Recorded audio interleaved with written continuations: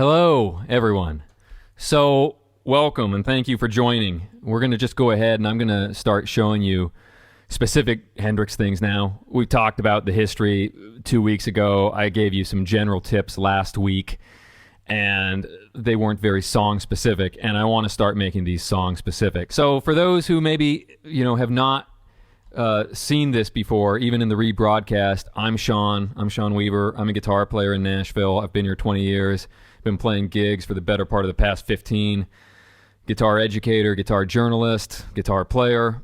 There's a lot of Jimi Hendrix lessons out there, tons of them, and there's quite a few that are, half right, 3/4 right, even 7/8 right. A few years ago, I was incredibly fortunate and graced with the opportunity to play with Billy Cox, get to jam with him. He's another Nashville resident. My friend Dave Pomeroy set that up, so all credit given to Dave, who runs the Nashville Musicians Association. But with that in mind, Billy said he liked my tone, that he could tell I'd studied and I knew all the stuff. So I want to go ahead and show you what I've been working on since I was like a kid. I'm going to be able to show you the left hand, what's going on, and we'll start there. And then I'm going to take you in and kind of show you rhythm and lead parts on the solo to Wind Cries Mary. It's in the key of F. It is in standard tuning, which is a bit unusual in that Jimi is so commonly associated with tuning down a half step, but it very much so is in standard tuning here.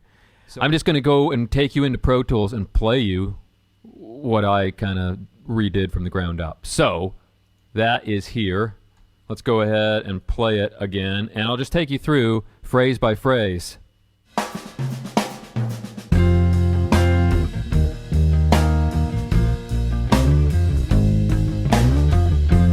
All right, so we don't hear a guitar solo right now, but that's all right, because first thing is when you're going to learn a solo or any piece of music, the first place to start is what is the form and what is the harmony. So I didn't go ahead and write this out, but I'll take you through it bit by bit and phrase by phrase. So you got to know the chord structure. So it's in the key of F. A lot of times Jimi would be playing chords with his thumb wrapped around the 6th string, at least. I suspect that sometimes he would even wrap his thumb around the 5th string too and do shapes like... The harmony is just going to be, for the solo section, it's going to be F down to E flat to B flat to A flat, and that's the first half of the solo changes, the solo chords. Now after that, it's going to go to G, B flat, and then it goes up to C sharp or D flat. I'll talk about that as we go through it, but it's pretty interesting how he structured that. So it goes up in minor thirds.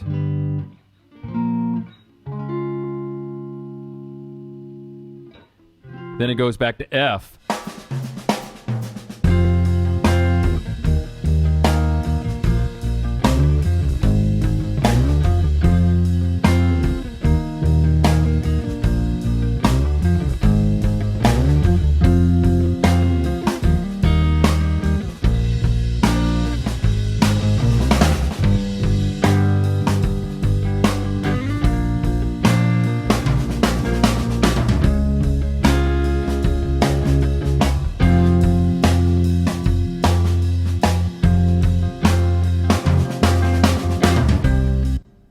And I count it slow. So I count it like 1, 2, 3, 4, 1. So they wind up being split bars, but it's like...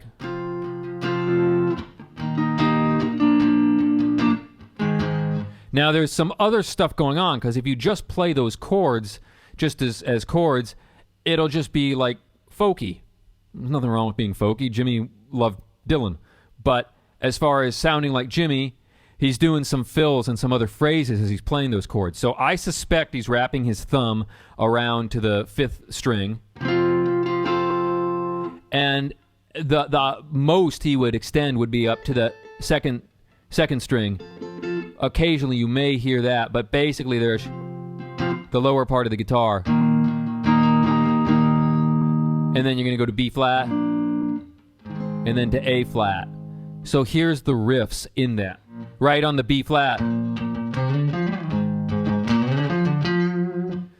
So we can hear that right here. I'm going to isolate that guitar. I went ahead and just recreated stuff so I could show you from my tracks.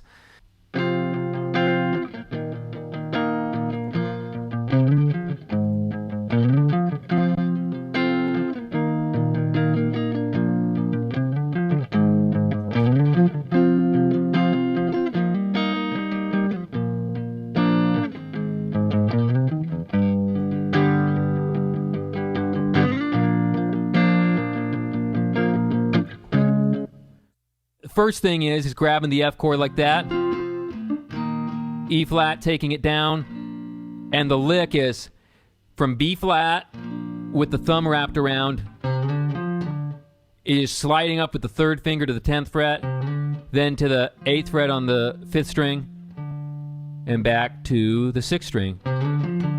So it's just a bass riff.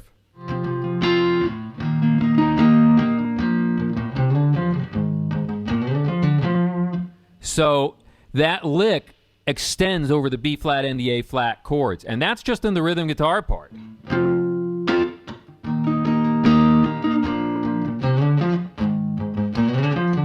But Jimmy's rhythm guitar part is panned hard right, pretty much hard right, and his lead solo is panned pretty much hard left. And then the bass is straight down the middle, and it's really dated now to the 60s, but the drums are pretty much hard right also. He's playing kind of just a 16th note. So it's on the end. And you just slide in like that.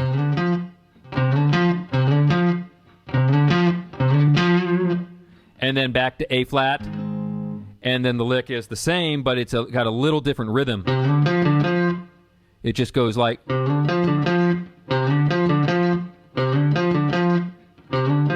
So when you put that into context, you get...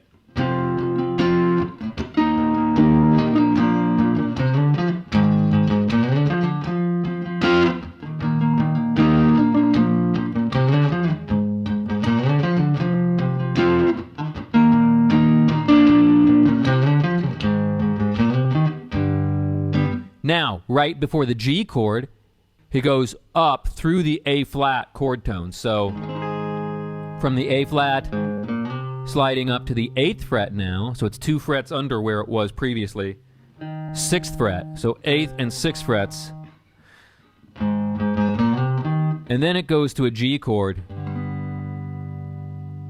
And again, I'm playing it with my thumb. I'm sure that's how Jimmy was doing it too. So there's that, then up to a B flat chord. The 3rd time, he does that, and this is just so typical of Jimmy. It's so great when he does it. So when he goes back to the E flat chord, instead of doing that on the 3rd time, he hammers on. So it's a 1st inversion chord. So it's your fingers go from the, you start at 8, 8, 8 across these 3 strings, 5th, 4th, 3rd, and then you hammer on to the 10th fret. So that gives it an E flat chord in 1st inversion. In here he does those kind of voicings all over the place, whether it's in Bold as Love or in Are You Experienced or here on the Wind Cries Mary.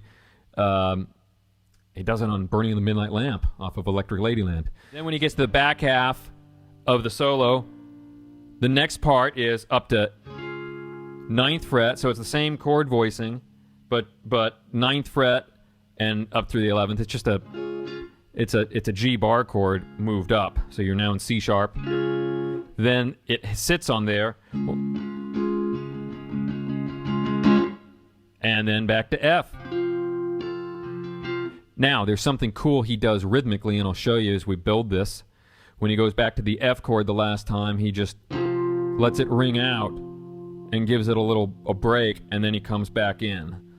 So it rings out. So it's one thing when you hear it isolated, but it's another thing when you put it into the track. So when you put it into the track, you have something like this.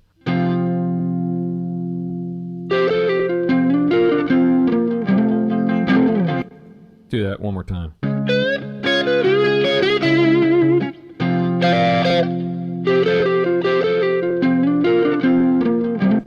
his solo line there answers. It's like the rhythm just stops and rings out, and it leaves this beautiful space that...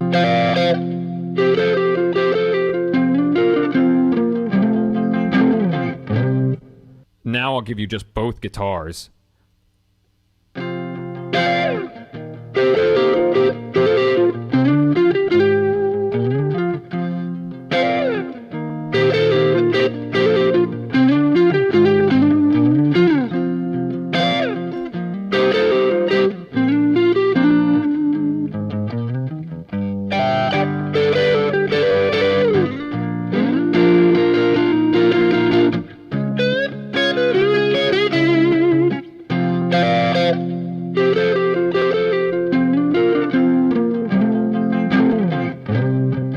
Traffic lights turn blue tomorrow, and he goes back into his singing.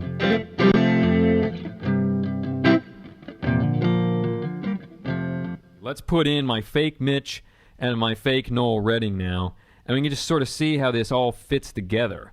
So I'm going to show you also, loosely, let's go to the mix window here. This is by no means the period correct vintage sounding recording, but I tried to, sort of give you a window into how did they record this.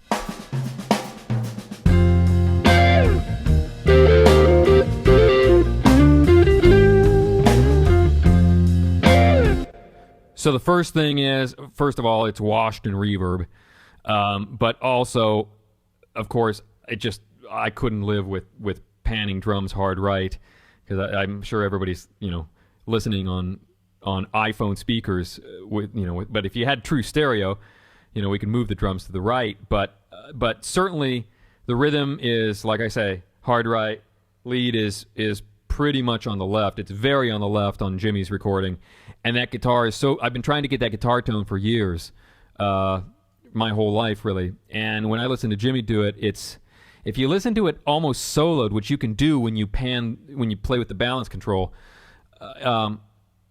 it sounds much harsher than it does in the track. In the track, it just sounds like the most beautiful, warm, fat Strat tone.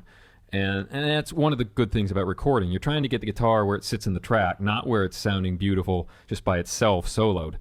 So, again, I'm just going to play that for you and show you now the lead part.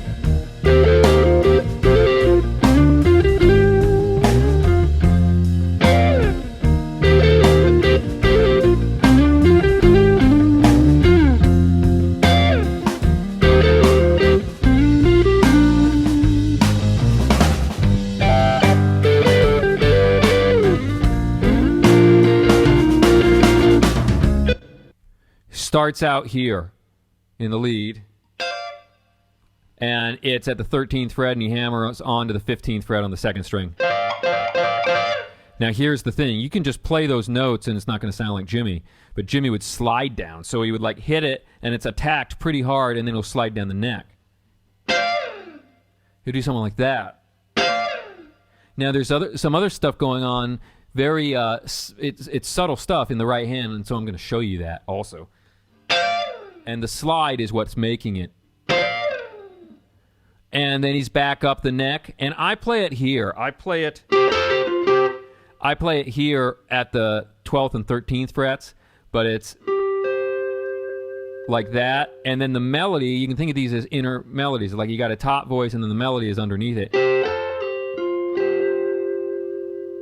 So underneath is 12, 14, 12, back to 15th on the 4th string. And you put that with the note on top. So put it together. Okay, so that's starting out. Now in the right hand, there's not a lot of footage of his right hand up super close. But certainly what I hear is I like the sound of the combination of the pick followed by the top of the fingernail. And so I grip the pick like that, and then when I move through the string, I get the attack of the pick with the fingernail trailing it.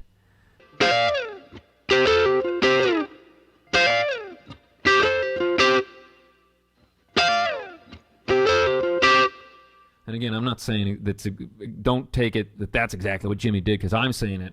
But I do hear tones. I learned as much about tone from his recordings as from any electric guitarist, and they're the benchmark for rock guitar tone.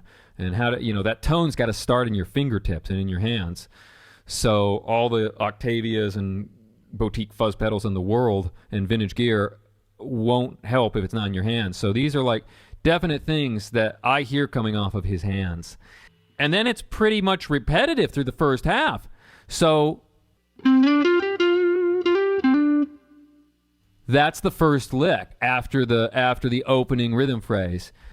You could play that at different parts, but so I play it up here. I hear the thickness of the strings, that's the way it sounds to me on the recording. And it could be that he just, it could be stuff Eddie Kramer was doing, the engineer. It could be all kinds of things. So I'm not saying maybe Jimmy did play it here. You can play things different parts on the neck, but I play it right up here. So that's sliding in with my third finger up to the 17th on the 5th string, and then on the 4th string, 15, 17. And then slightly, like right at the end, it trails off on the F note.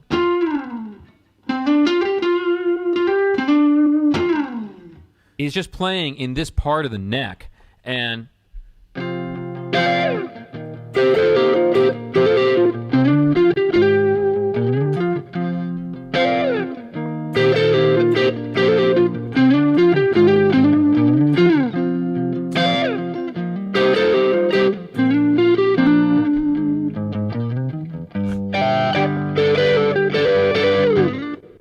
so let's just do that phrase by phrase.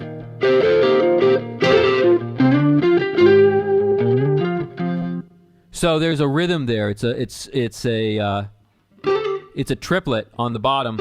You got the shapes. It's very simple shape, but it's rhythm and it's feel and it's groove. Because Jimmy was so rhythmically gifted. He everything he played had a great rhythm.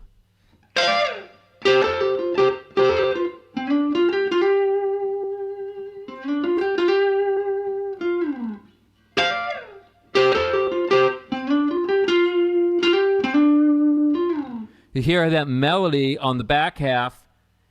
It starts up here.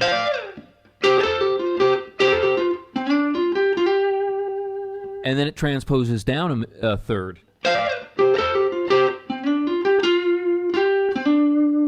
It ends here instead of here. Just use your ears and play. Next time.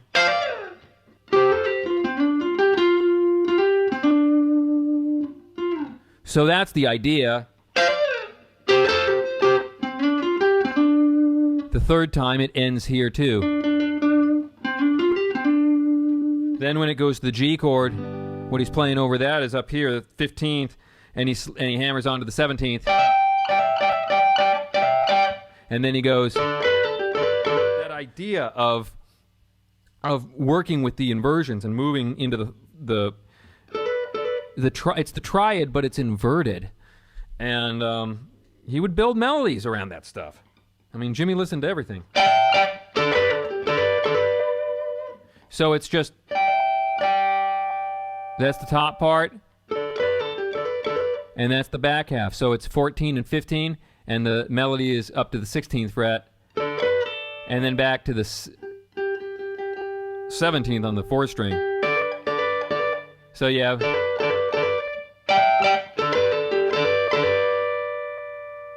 And then it goes to a B flat chord. But in the lead part, what he's doing is he's playing with that suspension.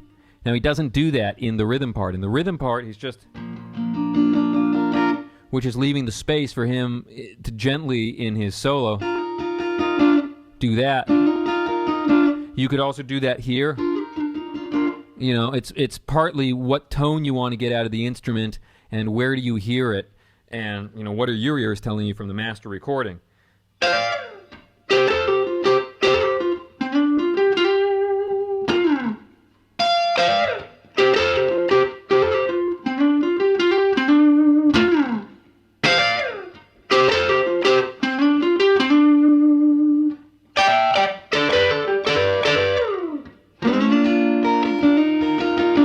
Now there, when I'm brushing through the B flat chord, I'm absolutely using the back of my fingernail again. It's another thing like...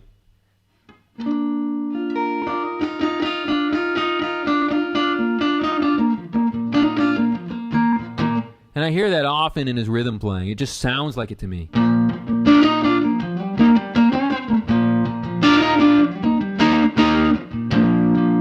I mean, it could be anything.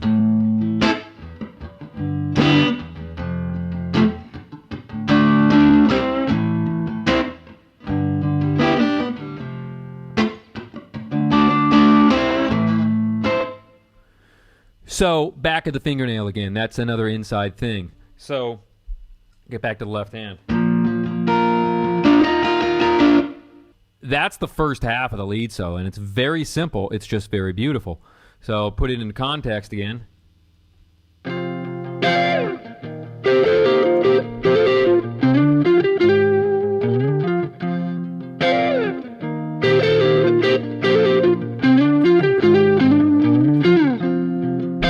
You know, I don't even remember all this myself. I studied it when I did this for you.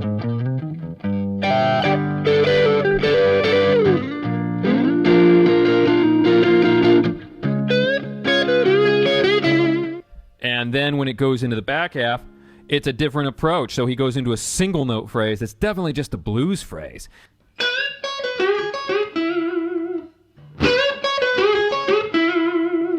So it's a blues lick out of the pentatonic at the 9th fret. And he's starting on the 2nd string, bending up, and then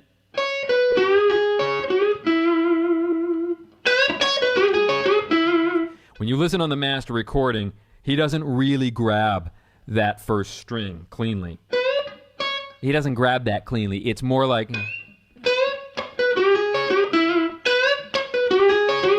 He does like that.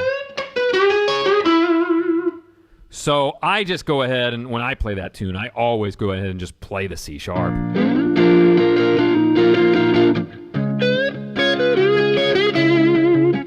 Now, the last note, you want to have a beautiful vibrato. It's part of the bluesy quality of it.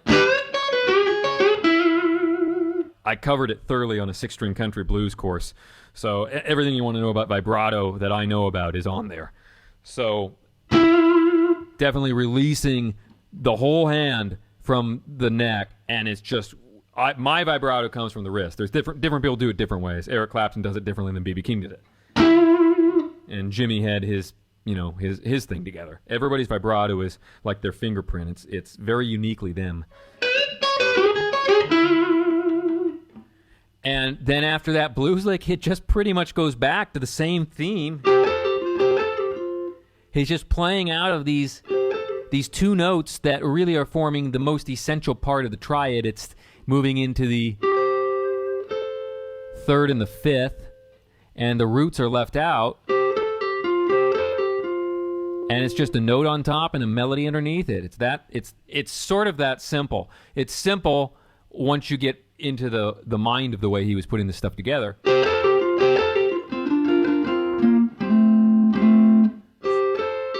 It's right there. It's 12th and 13th frets.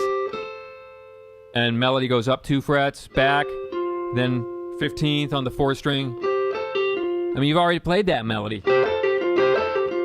And when it goes to the last part, he's playing B flat over the F chord, which is pretty cool. I mean, when you put it in context, it's just painting the sound of 4/1 in terms of harmony.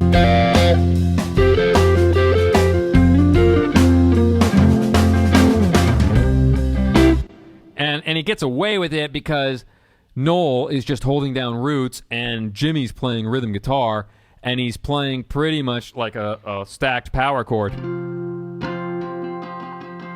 So there's not like a strong this note. If that note was in there and you hit this note alongside it, it's going to be really bad. But when it's open and undefined, chord doesn't have the major third in it, so you can just mess around with it.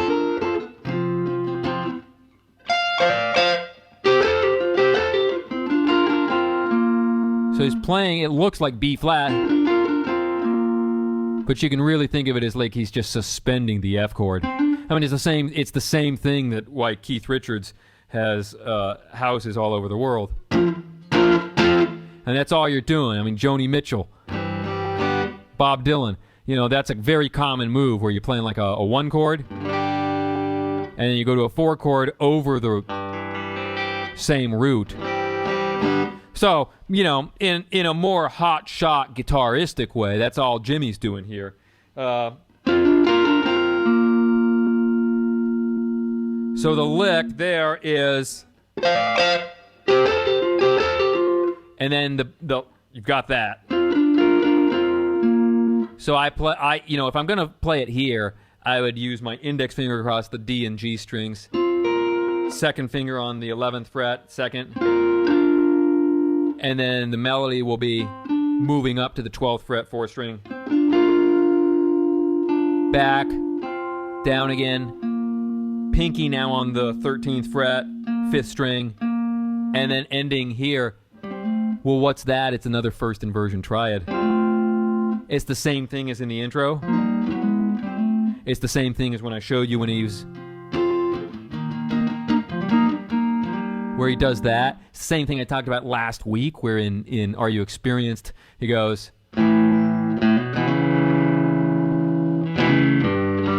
He hits the A chord like that. Same thing as like in Burning the Midnight Lamp, which I don't have I'm not running through the pedal board tonight, so, but like with the wah-wah, he would be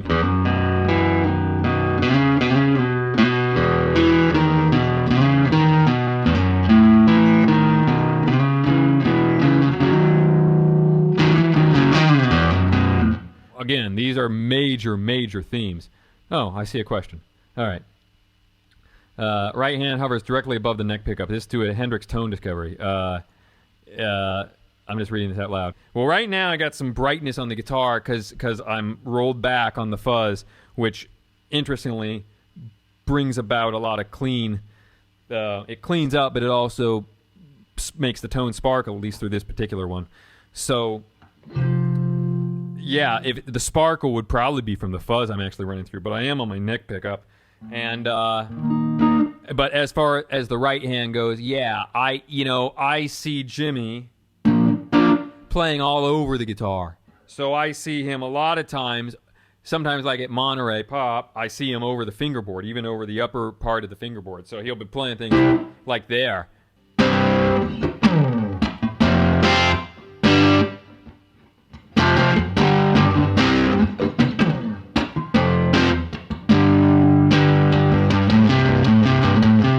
And it's the wrong fuzz level for that, but yes, absolutely. So I see him playing all over the guitar, and then occasionally, like when he's soloing, depending on sometimes if it's like a higher part or a more shrill part, I will see his right hand move back, like, go to my right hand. You know, sometimes I will see it move back more towards the bridge pickup. He may be doing something like up here.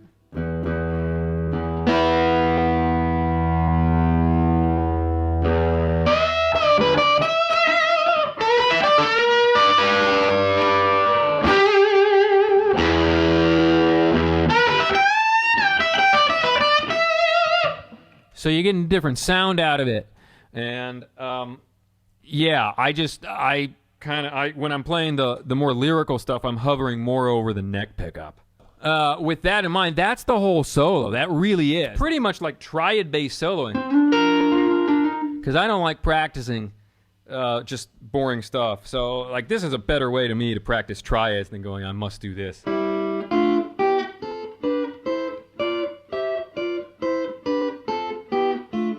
You know, if I'm going to practice triads, I want to do something with it. Well, I'm getting the same value out of just doing this.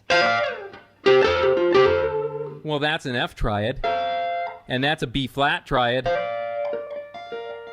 He's just not playing the bottom note. It'll just be this.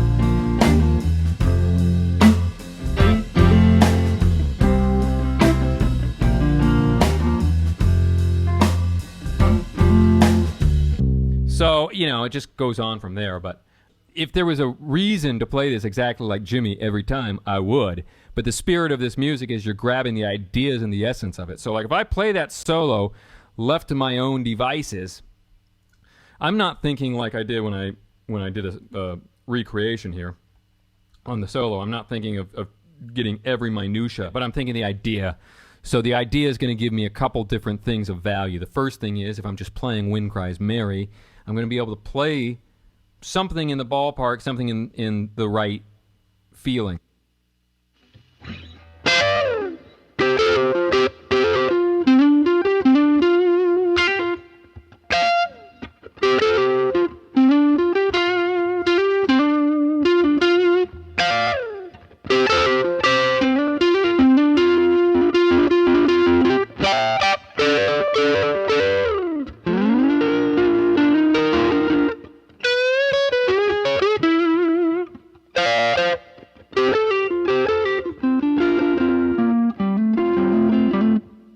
I mean, there's no great crime in changing something a little bit, phrasing it the way that you want to phrase it. Like at the end, it doesn't matter. Like if he did, that's what he does. You could double it up. Why not? And it's the idea that as you're getting into this stuff, yeah, you're assimilating a vocabulary, but you're also assimilating sort of a mindset of how you're going to play over anything and solo over anything. So we could be now on a totally different tune, and I could think, like, if I'm thinking Hendrix kind of solo techniques and approaches, it could be, you hear this in all kinds of music. I mean, guitar music, but, Stevie Ray took a bunch of this stuff. Like when he plays Life Without You, there's a bunch of Hendrix sounding kind of rhythm things that he plays. He'll move out of shapes like that.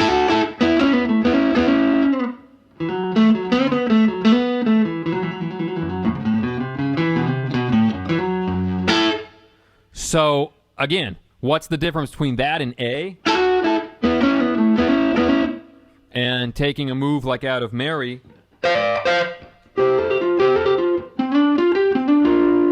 And you're building a rhythmic vocabulary as you're listening to this stuff also. So, whether I really do what he did, once I've got the groove and the rhythm down and the idea of it down, I'm gonna loosely sound something like him. I mean, that's the literal approach, the metaphoric approach.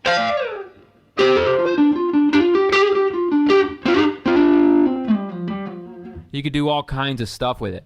So, I don't worry too much about this stuff. Like in this, it's not the same thing as like a Chet Atkins arrangement, where it's a set arrangement and it's classic in that way. I mean, and Chet never played anything the same way twice either. But it's with this stuff, really, it is at its essence improvised music. And that must have just fallen out of him and tumbled, out of his hands in the studio.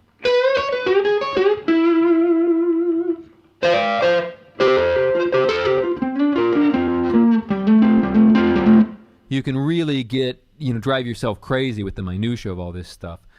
So that's it. That's all I have to show you tonight. But that is the solo. It's a great solo. I think it's very composed sounding, even though it's beautiful and spontaneous and has all the blues element of Jimmy. It's one of my favorite solos. It was one of the first solos I really actually learned. So I've been playing this solo for like 20 years. So have a good weekend, everyone. Thanks for joining, and I'll see you soon. Sometime early next week, I'll try to do a finger picking thing, and then later next week we'll do another one of these kind of things. So enjoy your weekend. I'll see everyone soon.